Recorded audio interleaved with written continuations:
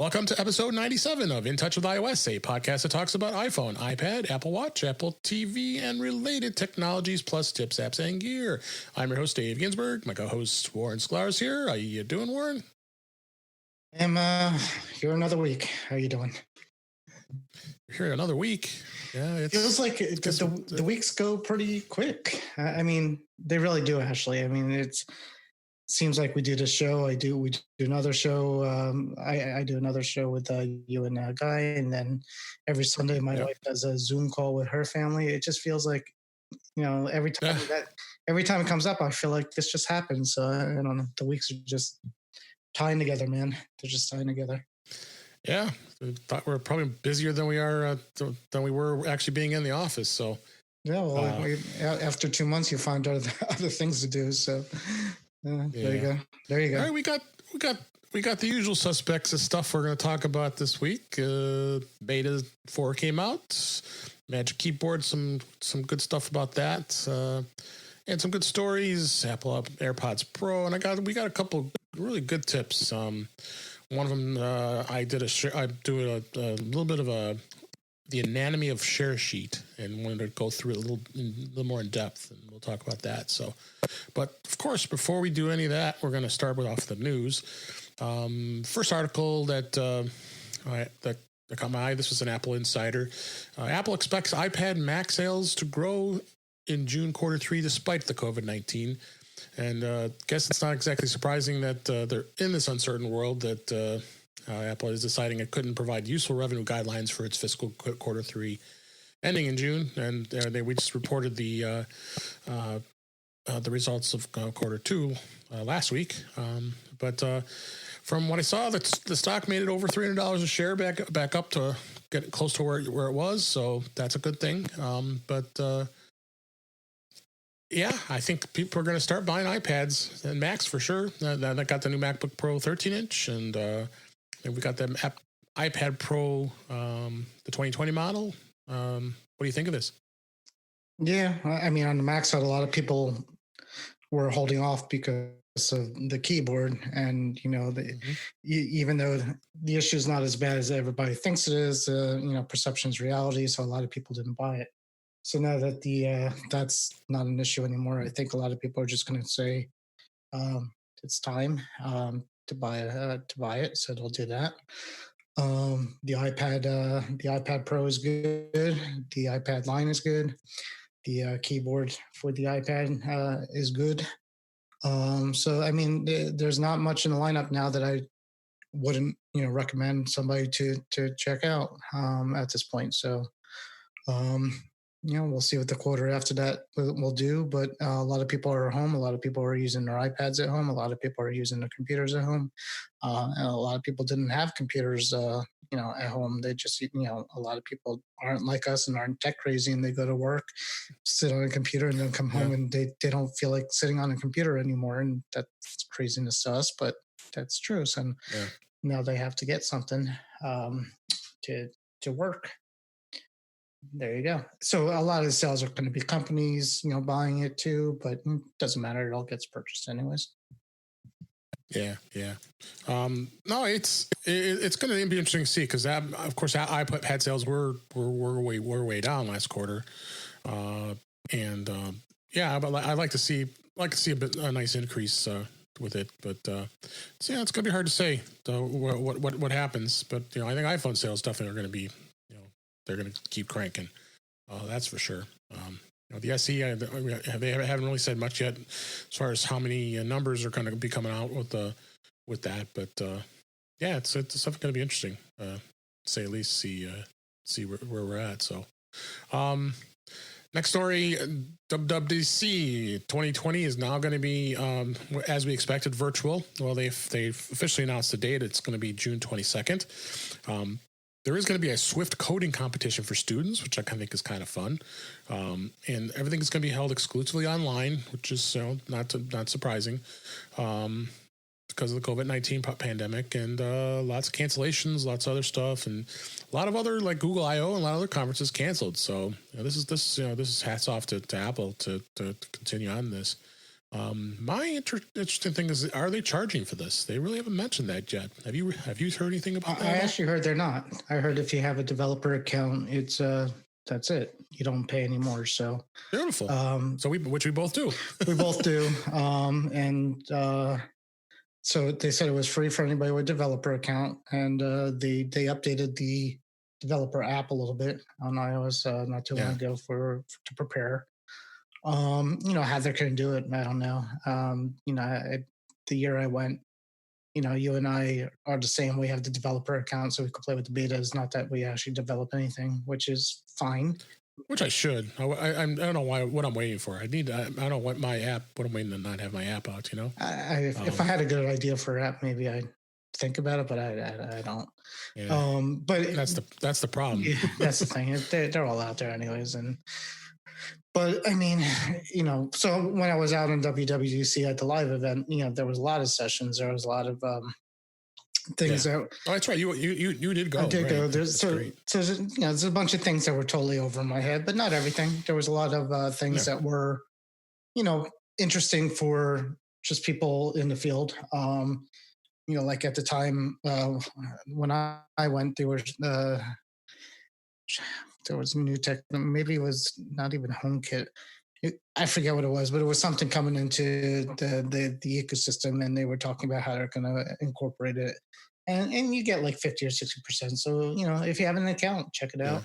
You could download. There's an app that's called it's the developer app. It's an Apple developer specific app for that, and check it out. I mean, even if you're a public beta tester, who knows? Maybe they'll let those folks in too.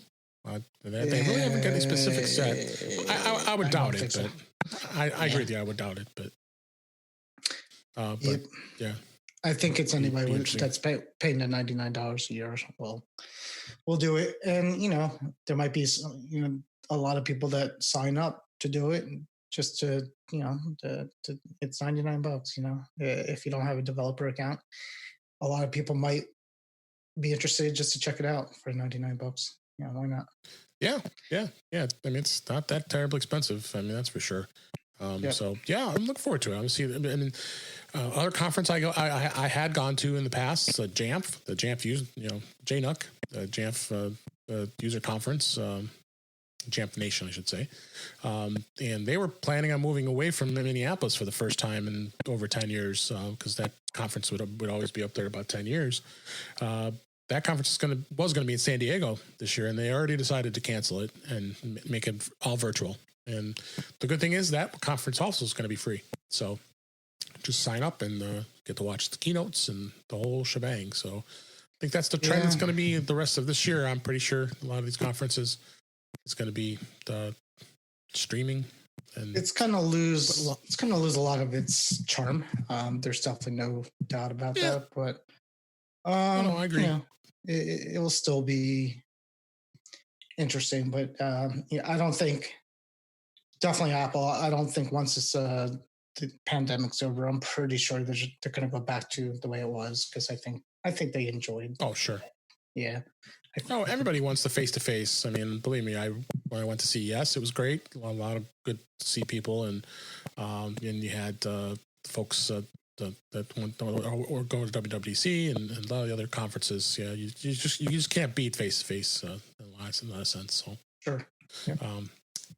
Next story, Apple believes the iPhone SE will help lure over Android users. And the article says if you're looking for a value in a smartphone, you'd be hard-pressed not to find a better deal than Apple's recently released iPhone SE, which is priced, of course, at $399.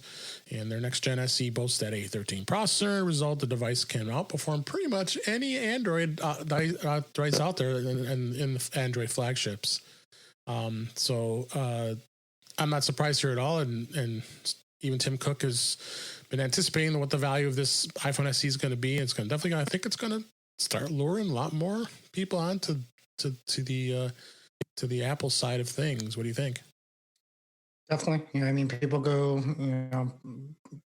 to Verizon stores and T-Mobile stores, and they start playing with the phones, and they want something under $500. And in the past, it's been like, well, you can only, it's Android phones, and they're never happy with it. So now, this is an Yeah. option, and I know we would recommend it over any kind of Android phone, but I think it's it's going to appeal to people who were not. It's going to appeal to people who want a cheap phone and Yeah. and want something good. It's not going to appeal to Android fanboys who wants the Samsung Galaxy 11 No, or no, whatever. not at all. So they're not going to want it, and I don't blame them because the specs are good, but they're it's fast and all. But I'm sure Yeah. $1,000 Android phone is still going to have more features and better cameras and blah blah blah things like that. But for somebody Yeah. who wants a cheap phone, you're definitely better with a SE than you are a cheap Android phone. 100%. Oh, 100%. Yeah. I mean, I have a Pixel 2 XL that I've had for a number of years, and I use it just for the sake of having an Android device, and it's a great phone. I mean, don't get me wrong. I mean, for what it does, and it has, it's pretty powerful for that phone's. Gosh, it was probably going on 3 years old now. But the Android experience to me, it just isn't there, in my opinion. There's a lot of people who will beg to differ. But and then the other problem is the operating system. You got these phones that are sold directly through the carriers, and then they don't get their updates for like a year after Google releases its new version of it. So, or at all for that matter. A lot of phones are stuck right off the bat. At least Apple's smart enough that they keep a lot of these older devices in place. So it's definitely gonna be interesting to see where all that goes. So that was in the Boy Genius report, by the way. And next story. This is an Apple World today. Apple Watch has a 55% global smartwatch market share. This is according to latest research from Strategy Analytics. Global smartwatches shipments grew over 20% annually to reach 14 million units in the first quarter of 2020. The Apple Watch maintained its first position with 55% of the global smartwatch market share, with Samsung holding second place, Garmin a third. So no surprise here. It says Apple Watch did ship 7.6 million units worldwide in quarter one of 2020, which interesting how they get that data, because I know Apple isn't sharing it. It was an above average of 23% from a 6.2 million in the quarter one of 2019. So yeah, I think this is a good thing. I mean, the Apple Watch is going to continue to excel, and new ones will be out. And I held off this time. I still have the Series 4. You have the Series 5, and I mean, when Series 6 comes out, I might be thinking. What do you think? No, I mean, I think I saw or read, but even Garmin and the other watches are doing better than they were. So the whole market is up. It's not just Apple, but obviously Apple is crushing everybody else. But for the most part, the whole industry is up, and that's a good thing, because the more people get into smartwatches, and the more people that see them on the wrist, the more interest there is, and the more people are gonna buy one. And 9 times out of 10, if they have an Apple device, an iPhone, they're gonna get the watch. Right. And so for sales is people like to poo-poo the competition, but competition's great for Apple. Without Samsung and Google and and Microsoft, there wouldn't be the competition. There wouldn't be the need to get better, and that's what Apple does well. So so it's a good time to own a watch. A lot of people are home and worried about health right now. So being a health device is definitely not a bad thing for these days. Absolutely. Then these next two stories are more just talking about devices specifically here. This one is about the AirPods. This was an iDrop News. Apple just released a new AirPods Pro firmware, which is funny. You never know they do it, and it's supposedly improving noise cancellation. And they quietly released this firmware update for the AirPods Pro, not the regular AirPods, just the Pro ones. It's bringing it to a version 2D115 as a direct upgrade from the earlier 2B588 or 2C54 versions. When it was released last October, the AirPods shipped with a specific iPad. They shipped with a specific firmware. I don't need to go through all those details, but unfortunately, you don't know what they did and what they changed. Other than I know there was a lot of complaints about crackling and the sound not sounding real well, and of course the noise cancellation issue. We're both using our AirPods Pro right now. I mean, I haven't had any problems. What do you think? No, I have noticed a little bit of crackling here and there, but you never know if it's something wrong with the AirPods, or you're too far away from your phone, or it's interference or whatever. So I never really even pieced together that maybe there might be an issue. I somehow forced the update the other day when it came out. They said if you pair them and then put them back in the case and then plug the lightning cable to it to charge it, it sort of tries to force it. And for whatever reason, it worked. So I got the update. I mean, it happens so infrequently that there's no way I could reproduce it or even know that it was definitely an issue. But I know a lot of people complaining about it. And then wasn't there another issue that people complained about with the bass, or was it there was another issue people complained that when a firmware did something bad to it, or they didn't sound as good. Yeah, it might have been the AirPods too. The sound deteriorated, or it might have been the last gen, not the Pros. I think it was, but yeah, it seems to happen when Apple releases something. Occasionally, some people have bad luck with it. And as you said, I haven't. So they sound pretty good. No, I love them. I think, I had the old AirPods and I bought them right when they first came out. I'm sure you did too. Oh, yeah. And I went and tried them the other day. I was using them on another computer and the battery's already shot. I mean, it only lasts maybe 45 minutes, if that. It's supposed to get like 2-3 hours at the bare minimum. So then I go and I said, I want to see if this is still under warranty. Of course it wasn't. And the Apple support guy says, well, we can get them shipped out and replaced to you. I'm like, okay. And it starts processing it. It'll be $243. Like, what are you, out of your mind? Well, I don't know what the price is going to be. I can go buy a brand new pair for $129 if I really wanted them.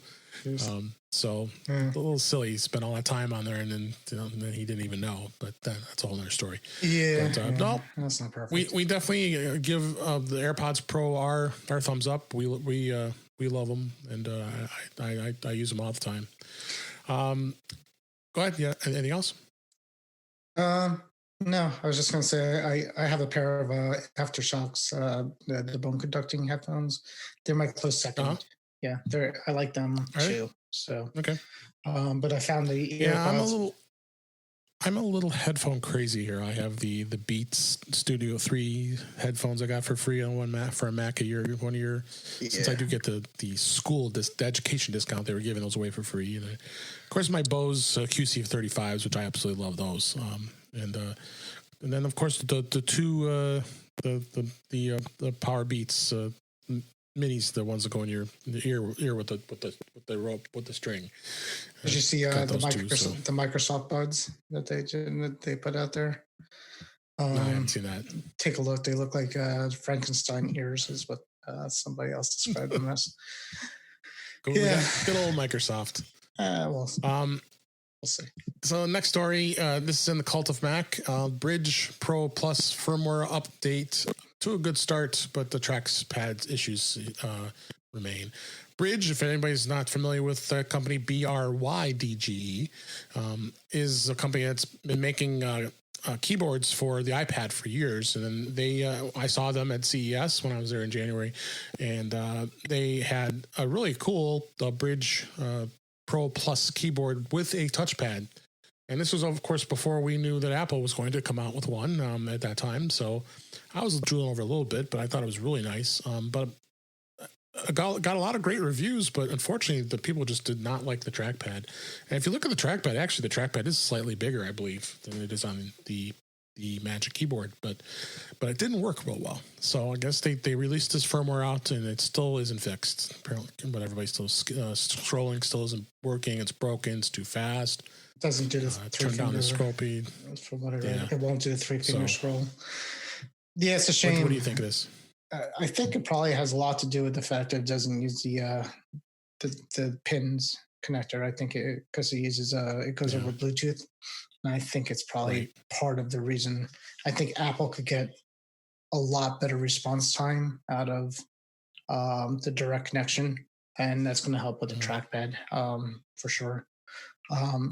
Because I sort of heard good reviews on the Logitech one that has a trackpad, the cheap $100 one that works on the iPad, the regular iPad, not the Pro. And I'm not sure if that's Bluetooth. It might be Bluetooth as well, but yeah, it's a shame, but I read the reviews too, and I held off on wanting to buy it. So I'm glad I got the Magic Keyboard. Yeah. Should be happy you did. Yeah, for sure. Still works.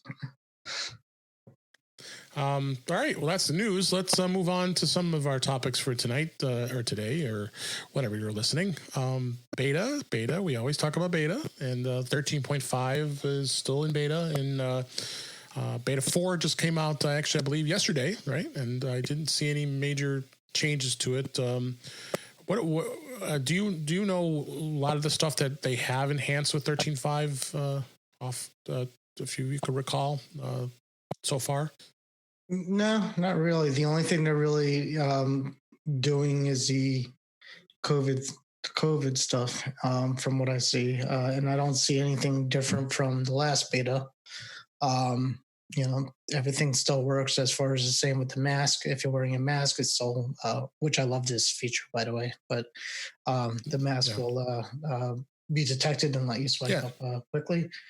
And then they made some tweaks with the COVID tracking setting. And the only thing I could see now is it's off by default, and I can't even turn it on right now with this beta. It's stuck in that position. So I'm not sure what that means. But go ahead.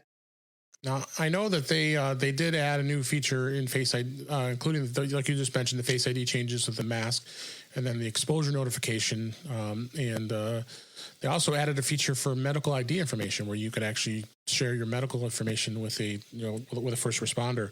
And I thought that was pretty cool. You could share it right from the lock screen when you're if there's an emergency. So it's weird in the last beta, when you try to enable the COVID tracking, exposure tracking, it says not available in your country, and you can't turn it on. Where the last beta you could. So I'm not sure. Maybe the US is deciding not to do it at this point. And then, of course, that was the other thing that they add. What the exposure notification system is it's an API that lets apps with public health authorities and governments worldwide help people figure out if they've been exposed to COVID-19, and if so, what steps to take. So I think that was that whole discussion that we had the Back to the Future about disclosing all your information to the government. But I think Apple is getting smart with this. I heard some of it, and you guys were talking how the different countries deal with that. And I heard you talking about it. And I lived in London for a while too, and it's different. Right.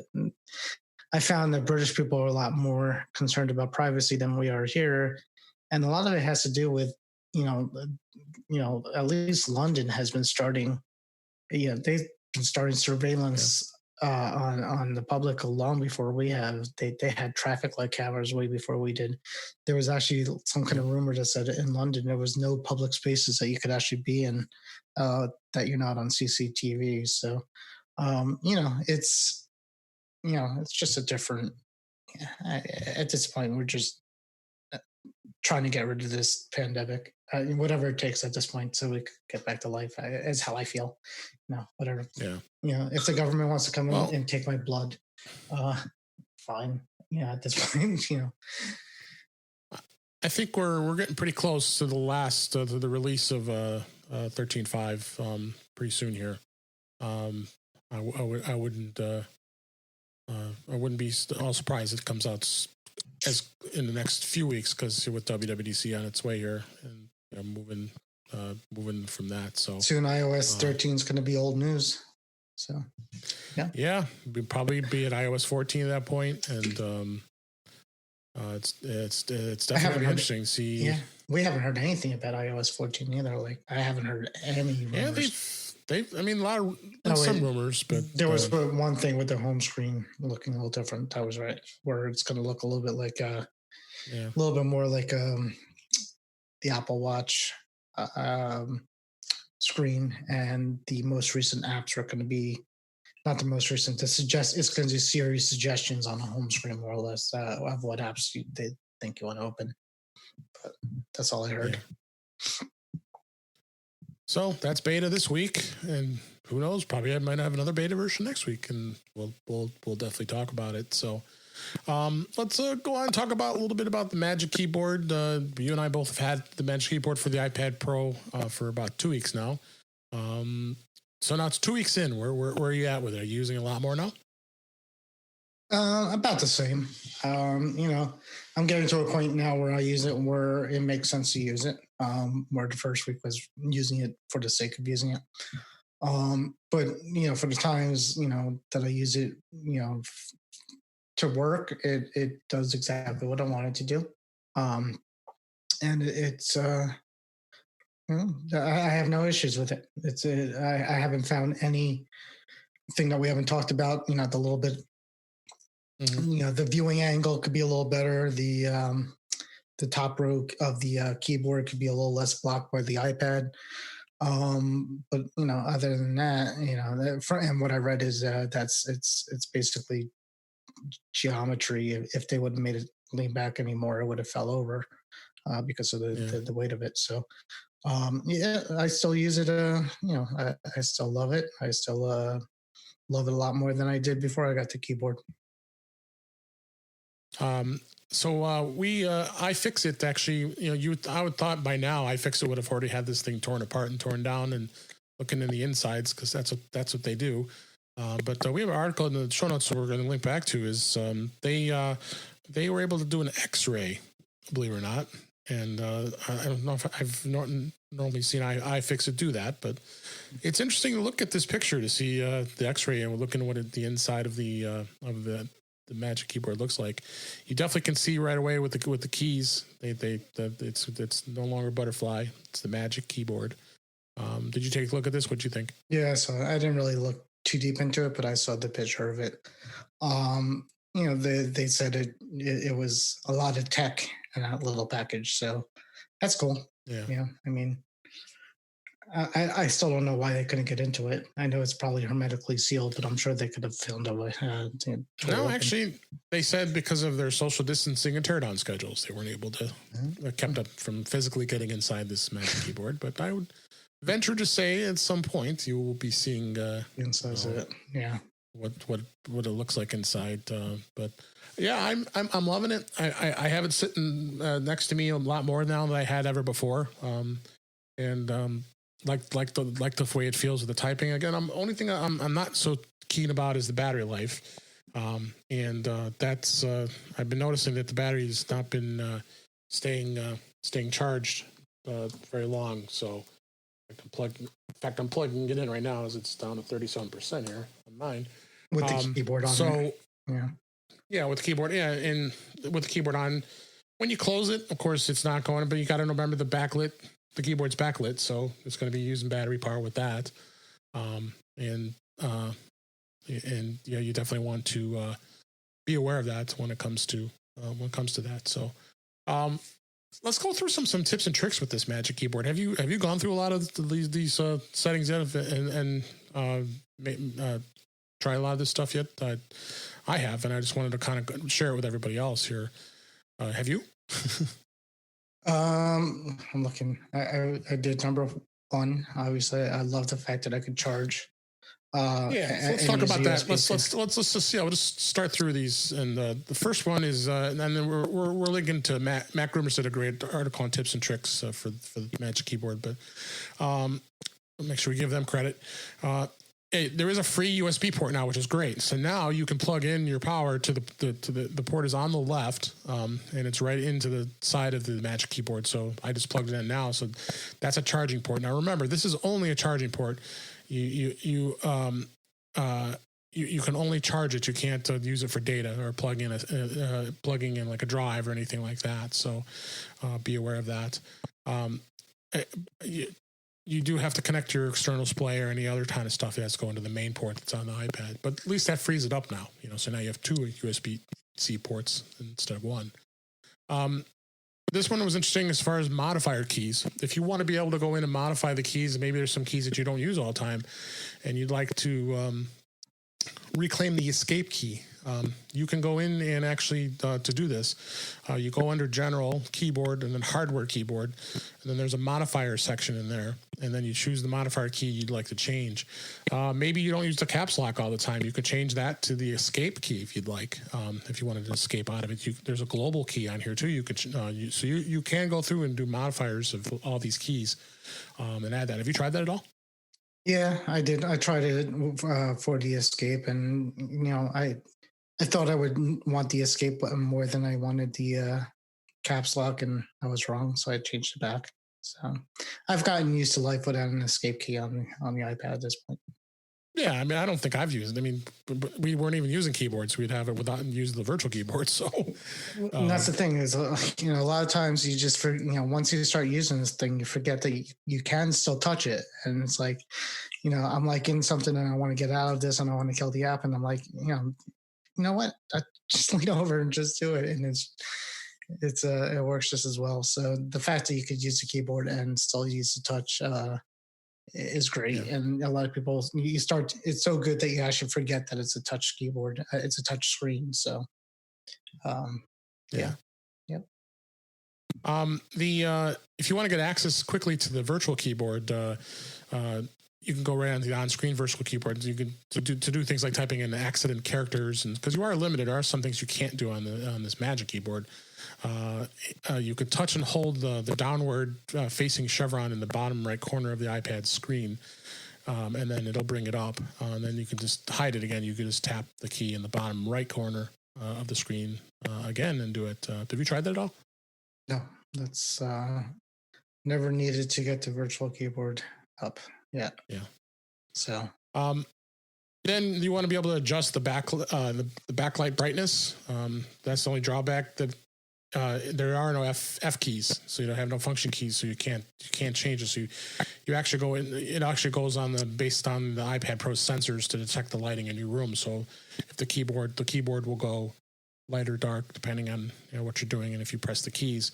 But you can go into the settings app and then you go into General Keyboard, Hardware Keyboard again, and then simply you can drag the keyboard brightness slider to the left or the right to make it brighter or dimmer.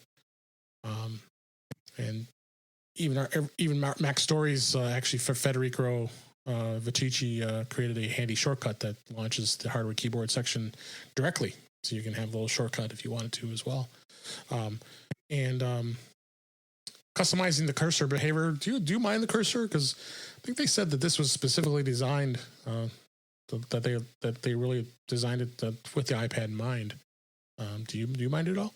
No. I'm actually fine with it. It's fine. Before this whole thing, they were doing that silly thing with the accessibility thing with the trackpad. That I minded. That bothered me. That cursor was a bad thing, but this is fine. I don't miss it being a pointer. I wouldn't want it actually being a pointer, and the bubble works perfectly for me. So. That's a good thing about a lot of these tips and tricks is once, there's not a lot of customization you could do. And I think Apple did that on purpose right now because, they knew they kind of got it right and they don't want people kind of messing up with it too much. Yeah. And then the tap to click, the two fingers secondary click. If you ever own a Mac, you know, if you do the natural scrolling, would you tap it? Well, you can go into settings, general, and then trackpad, and then you can switch on toggle next to tap and click, and then that tap so the trackpad surface with one finger to register a click instead of having it to be physically pressing the trackpad. You can also make it a two-finger tap if you click them behave as a second click or right click. If you use a two-button mouse and simply enable the two-finger secondary click on the toggle in the same trackpad settings mode. Again, that's in general and then trackpad. Then you can go in and make those changes. They're just toggle switches on and off. So that's tap to click and two fingers secondary click. Did you try that at all? Yeah, that I did play with. And okay. I think I just set it back to the way it was. I'm a natural scrolling person, and the tap to click, I did turn that on because I found that it was, you had there's one that where if you tap or touch to click, right? Because right now you don't have to push down, you just got to tap on it. Yeah, that's a tap to click. You don't actually have to push it down. I found it a lot easier to work with doing it that way. Yeah. And then one more, we'll to access the emojis, you know, because emojis are very important when you're typing. The globe key that's on the keyboard, which is the bottom left key, will bring up the emojis whenever you're in an app that, like, if you're in messages, let's say, and you're composing a message, you tap that, and then the emojis will come up. They toggle up when you press it. So, as well as it gives you access to the keyboarding language and all that other stuff. So. That's some of the tips we have for the Magic Keyboard. I hope there are folks who are out there who have purchased one for their iPad, because we're really liking it, and I would love to hear from you if any of you have a Magic Keyboard, and would love to give us any reviews or what you're thinking of the Magic Keyboard. Please send us an email at feedback@intouchwithios.com, and we'll talk about you on the show. And I'd like to hear anybody else's thoughts of how they're liking this Magic Keyboard. Anything else you want to add to that? Nope. Good to go. All right. Two more things we want to talk about, and we in fact we kind of did talk about the AirPods Pro. I don't know if we'll go through that again here, but this article was on Medium, actually, and it's always a feel good meeting when you hear about finding my lost Apple Watch may have just made me an Apple fanboy forever. 3 weeks in the ocean, it's still good as new.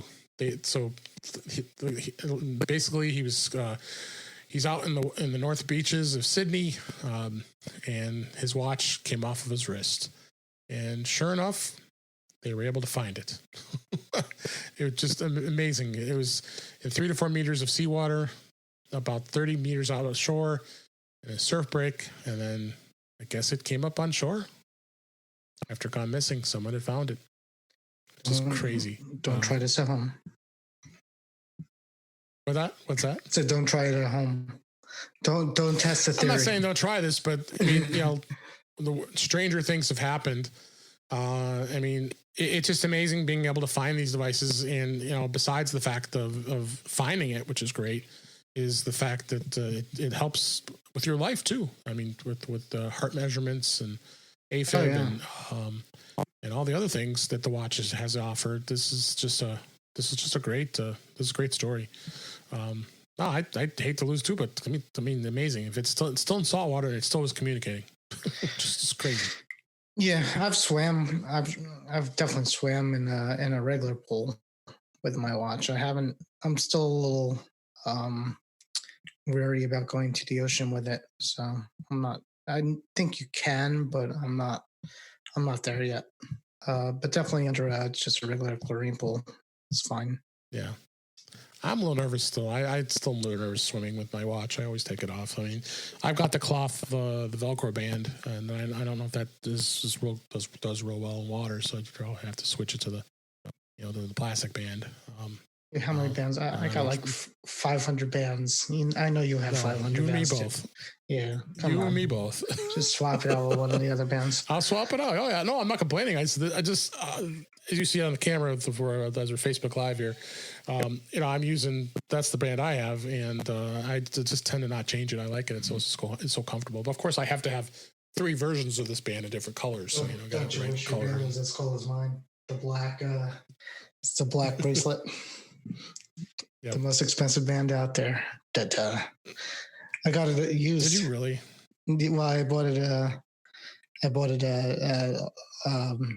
used, but it's in perfect shape. It was like half price, so it was like 200 something. But I love it. Wow. It's beautiful. It's great. That's crazy. It's good stuff. But yeah, we love bands. So, well, link to show notes for that article. I thought it was great to hear about that stuff. And we could touch a little bit on AirPods again with the firmware upgrade. There was a great article in Tidbits. My friend Adam Angst talked about some tensions about what was going on about the AirPods, and we touched upon that during the news. So I'll link back to this article in the show notes as well. Do you have any other thoughts about this before we move on that? No, I mean, just we'll see how it goes. As I said, my firmware just updated the other day, so I'll play around, see if it makes any difference. Right now, I don't hear any difference. So, all right, so let's move into some tips. I know everybody's been has been waiting on hearing about some of the tips that we have this week. Now, one of the tips I wanted to do is I wanted to do a bit of a share sheet discussion. I want to just kind of discuss the anatomy of the share sheet and want you to understand a little bit about what it's done. In iOS 13, they've really done some phenomenal things in changing. So if everybody's not familiar, they know what the share sheet is. Probably the most popular place to go is whenever you open up a Safari browser and you want to be able to share something with somebody. That's that little box on the bottom row there with this arrow up, right? So, and you tap that. And I'm assuming Warren, you use this all the time, right? Oh yeah, yeah.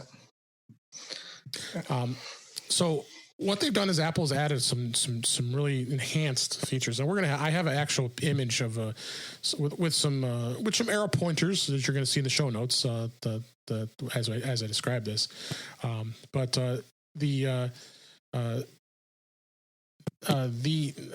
actual preview header is at the very top there. That they call that the preview header. And if you want to, there is an option under there. So if you want to follow along, go and open up a web browser and then click that share sheet. And then whatever web page you're on, that's the preview header of the actual web page. In that link there, you could tap the link options. Now you have some other options in there. You can send this automatically as you can send it automatically. You can send it as a PDF, or you can send it as a web archive. So you have some flexibility of changing that if you so desire. Then the next row is they call the conversation suggestions. So the last people that you have had text messages with are all going to appear in that row. So it's easy to send somebody something that you want to send to. Also, will also show in there if you have any AirDrop devices, like my iPad Pro, which is right next to me, also is in there as a frequent item as an AirDrop device. So it gives you that option there. Then the third row is the apps themselves that can be sent with the share sheet. You can actually go in and slide over to the far from left to right, and if you tap the More button at the far right there, that's where you can set where your favorites are, and you can actually edit those favorites and reorder them. Do you have a lot of favorites in the share sheet like that all? You just keep the defaults, or? I keep the defaults, and 99% of the time it's fine. Once in a while, I'll be looking for something in the share sheet that I'm pretty sure should be there, and it's not there. So I might find that, but I just leave it default. So like right now, my default AirDrop is always in the favorites, so you can't change that. But you can actually reorder them. So, like, let's say you want to make if you send a lot of things through Facebook Messenger, you want to make that the first choice. Then you can grab the hamburger and move it all the way up to the top, and then that'll reorder it to there. Now, just below that, there are some choices. It says suggestions. Now, if you wanted to add other favorites in there and have them in your favorites list, you can. When you scroll through the list, it is going to show standard ones that are on there. Now, you do have options to turn off these suggestions too, because the suggestions are going to be there at the far right. Your favorites are going to be the first four, first five, or however many you create from on the far left. But you can toggle each one of these suggestions off. So maybe it might be one that you don't even use. Like I have an app called iThoughts, and if I tap that off and I tap done, and if I go back in there, it won't show up there at all in the list. So you have those ways of getting in there, and just scroll through the bottom. You have all these other apps that if you want the options to be in the apps list in the share sheet, you can do that. And then below that is the actions list. You in the actions list, so you scroll down the whole row here. Of course, it already has the first thing. By default, would have to be like copy. That's probably the most common thing that you use. But you can do things like add to favorites if, like, this website you particularly want to be able to add to your favorites in Safari. It gives you that option. But what I do is I scroll all the way down to the bottom, and then there's an edit actions button here. And then this gives you the option to customize even more. Your favorites are in there. So I have add to favorites as my first one. I might want to grab the hamburger and move up the copy to the top instead, because I might copy things more frequently. So you have options to do that. And you can add other actions in here too, depending on what apps you have installed on your device. Like find on my page is a Safari action that could be added. You have other actions like I have one password you can add there as a particular action. I might want to add that as a way to access one password quicker from a share sheet. Shorten URL, there might be that's a nice option. Have you played with any of these? Have you added any of this stuff in here? I wish I had, but no.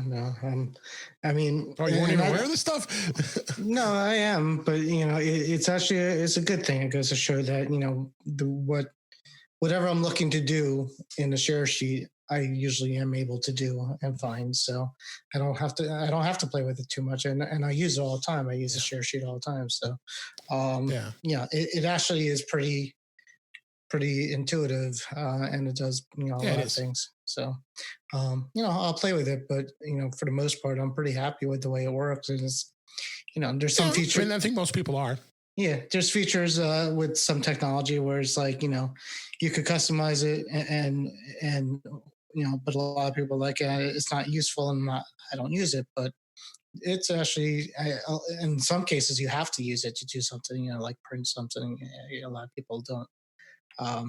A lot of things I'll do is open in Safari, which is always a good thing too, because some things you're reading on an app or something doesn't open or look right, so you do that a lot. Yeah. But it's a testament that I don't need to play around with the settings too much for it to do exactly what I need it to do. Yep. So that's share sheets. Any questions? If you want to reach out to us, again, email feedback at intouchwithios.com and share with some of the stuff that you have as far as what you use the share sheet for. And then the next tip I wanted to go over is actually some of the advanced settings in Mail. There were some things I wasn't aware of. I keep forgetting that this stuff's in here. And Mail does have some settings that you can change. This is the native iPhone Mail app. To get to that, all you have to do is tap Settings and then scroll down and go to Mail. Then when you go in there, you have some options in here. So you have allow Mail to access settings.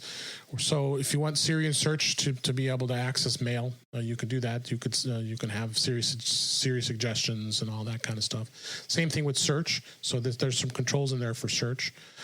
For notifications, you can just turn it on, allow notifications. So the I have like about you probably are saying like me, I have like 6 email accounts in my my mail account here.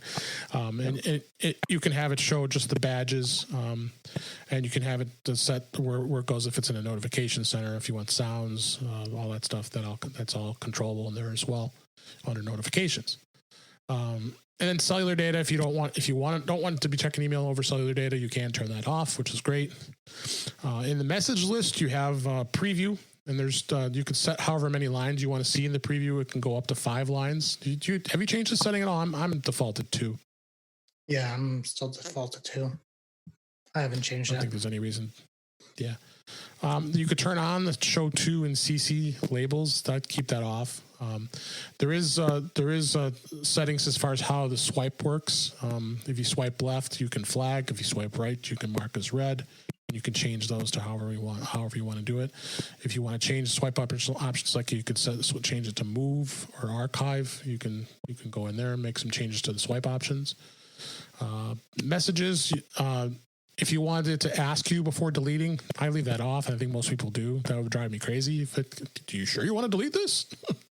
You keep that off. And then load remote images, you can turn that on or off as well. Have you messed with that with you? I assume you leave that deleted off, like by default. I don't think anybody's touched that, right? Yeah, I haven't touched that. The one I did change, I think, is the swipe actions.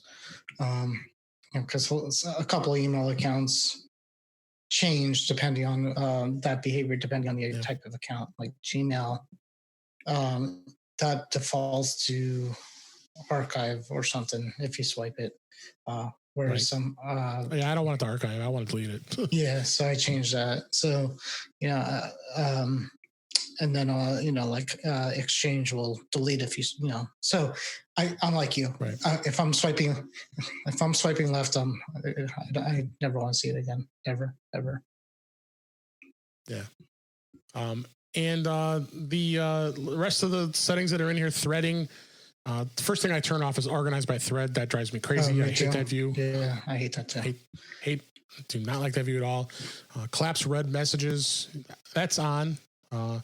Most recent messages is on the top. You could turn that on, and you can turn that on and do that. And then complete threads, you can turn that on. That's off. And then mute thread action, mark as read. You can go in there and change that, or archive and delete. And then blocked, you actually go in and look up all the blocked. This is actually a link where you can get into the blocked phone numbers as well as any emails that you block. And then composing, you got always BCC myself, which I guess some people do that. Do you do that? No. I some people do that. They like to have a copy of an email every time they send it. That's what sent items are for. Yeah, go back in your sent items a little. Yeah, that's I get enough mail where I don't need to mail myself every time I mail somebody. Yeah, and this is an interesting feature. I haven't even tried this. I didn't even know this one was in here. Mark addresses. You could turn that on, and it says mark addresses not ending with, and you put in like an example, example.com or .org. I never tried that. It's interesting. You know what that is? Oh. Weird. I do not. That's an interesting one. Increase quote level, include attachments with replies. Yeah, you could. I leave that as never. That's the default. And then you, of course, since we have multiple email accounts in our email and in our mail app, I have 8 signatures, and you can have a signature per account, or you can use the same signature for all. Well, of course, I want to do per account because each email is different. I'm assuming you do that too. No, I have sent from my iPhone. No matter what email account I send it to. Oh, you do? Yeah. I don't like sending that. I take that off. And then you set you set whatever email account is your default. Yeah, so. that I do. And you could actually set it to whatever. In here, you could set a default account, but generally it's going to. If you're replying to an email, obviously from one of the other accounts, it's going to still reply to from that account. It's not always going to send from that account, depending on some of the situations. But for the most part, it will. Yeah. And then the last tip we wanted to go over today was how to change your passcode and then skip Face ID to enter passcode and other things you can do. The place to go when you go to that is if you go into the settings area there, and then you scroll down and go to Face ID and passcode. If you can't find it, you can always search for it at the top there. And when you go into there, of course, it's going to ask you for your passcode when you put that in. And then here, this is where you have choices how you want to control what Face ID does. And of course, assuming you have a phone that has Face ID, if you have like an iPhone SE, of course you have Touch ID. So, things like iPhone Unlock, iTunes App Store, Apple Pay, password autofill. You want Face ID to be able to do that. And then you also can set other apps that'll have Face ID. There's a lot of apps that support Face ID, which is great. I love that, especially banks, which is awesome. Requiring your passcode, you should set that to immediately. You don't want anybody to get a chance to do that. You could always turn that off and definitely get that set. Have you gone any of the stuff and actually messed around with any of these settings? No. Other than I did a alternate Face ID, so I didn't. That's a little different. But no. Again, I'm on the beta now, so I'm pretty happy with the way it's working as far as the Face ID thing goes. Right. What motivated a lot of people who wanted to skip that Face ID right away is if you want to, because of the mask. But 13.5 is going to be out pretty soon here, so it'll be kind of pointless to do this at this point. But I think it's good to know some of these things and where to go to control the way your phone. And I mean, this all applies for the iPad as well. All these tips that we talked about today. Do you have anything else you want to say about the Face ID and the security? Nope. Just get excited for the next version that lets you wear a mask. It really does. It's such a minor thing that helps a lot. It saves you a couple seconds every time you open up the phone, which is good. Yeah, absolutely. So we have come to a close of our show this week. Did you have anything else you wanted to add on any of the topics we talked about tonight or today? No, I think we're good. Keep an eye out on the AirPods. I am very curious about the AirPods Pro firmware to see if that changes anything, because I think now that I'm thinking about it more, I have noticed this issue, so I'm going to definitely test that out a little bit more. What else? I've been playing Song Pop for an app.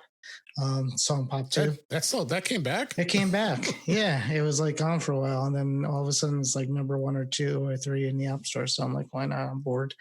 And I'm pretty good at that kind of stuff. So that's always good. Yeah, me too. Yeah. We should have a Zoom meeting and then have that too. Yeah, we should definitely do it.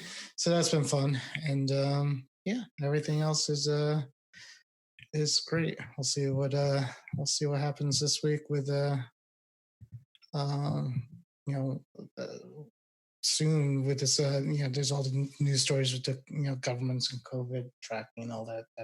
That keeps going. So we definitely check that out. I mean, we could talk about it. So it's really no use to talk about it. So I forgot to mention thanks to Renee Ritchie last week for being on the show. We had a great time. It was a great show. Appreciate it. Very cool. And you got to meet him for the first time, and me as well. And it was a lot of fun. It was very, very, very cool. Next week, a programming note, we're going to actually have another guest, Victor Cayo, who is a former podcaster, was on the Typical Mac User for many years, a long time ago. But he's a tech guy, Apple guy, and we wanted to have him on the show and talk about all kinds of fun things that has to do with Apple and iOS and all those related technologies. So with that, what do you say, Warren? Should we wrap this up? Yeah, it's time. It's time for bed. It is time. Let's wrap this up. This is a wrap for this week. Please send your comments, questions, and suggestions to our email address at feedback@apple intouchwithios.com. You can follow us on Twitter at intouchwithios. You can subscribe in your favorite podcatcher, including Apple Podcasts and many others. But better yet, go to our website, intouchwithios.com, where all the links to all the ways to listen to us are there. I am Dave Ginsburg, and you can find me on Twitter at DaveG65. And Warren, where can everybody find you? Mostly I hang out on Facebook, do a lot of with the Facebook groups that are Apple related, specifically Mac to the Future. That's Mac to the Future. It's a good Facebook group that we talk about Apple stuff and life in general, but mostly tech and Apple. Sometimes in Guatemala. Sometimes, most of the time in Guatemala, it seems. And inside joke. And Dave and I also do a podcast on Wednesday evenings. I had to miss it yesterday because my son had a birthday. Happy birthday, Jacob. Thank you. He turned 17. It's kind of amazing that I have a 17-year-old, but there you go. But normally we do together with Guy Cyril Wednesday nights on Facebook, YouTube, or whatever the heck he does with that thing. Yeah, he is crazy, and I had to do this. If I can get it to work. Yeah, I heard it. I now have a built-in sound effect for him. There you go. That's good. So awesome. Anyway, thanks. Appreciate it, Warren, and thanks for listening, everybody. And we'll talk again soon.